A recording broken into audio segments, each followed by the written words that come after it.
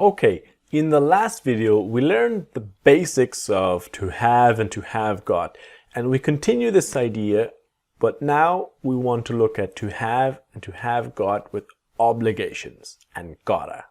Let's go. So we remember in the course to have to do something is about obligations, to have to go, have to do it, etc. And we have two ways to express this idea.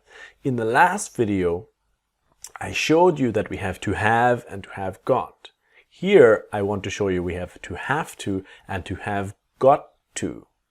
All right, same idea. So if we have to have got to, it's only in spoken English, it's informal, and only for the present tense. Those are the three secrets to using have got to and gotta perfectly like a native. Now, when we have the present to have got to, if it's the moment in the past, you must change. There is no form of have got to in the past or the future. It's I had to and I will have to. All right? So let's look at the possible contractions. So you have got to do it. So listening and repeating. Let's start again. Pause, listening and repeating. You have got to do it. You've got to do it.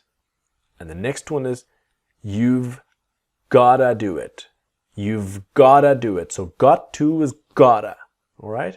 Now, what happens sometimes, and it's very informal, is you gotta.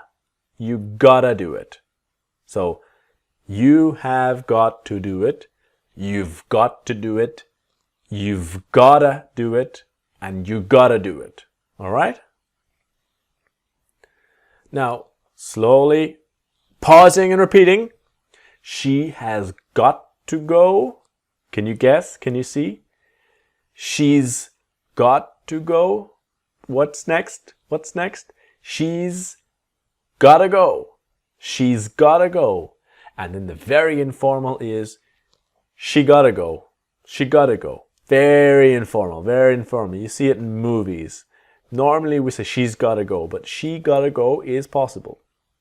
Now, to have got to is about obligations only in the affirmative, only in the positive. Now, what I mean is we have got to buy it. If it's in the negative, you need to use we don't have to buy it. Okay? And what do we have to buy? Because here, I have got to do it. I don't have to do it. But I have not got to do it. This does not exist. So I have got to do it is only in the positive. If it's in the negative, I don't have to do it. All right? So let's get started with the practice.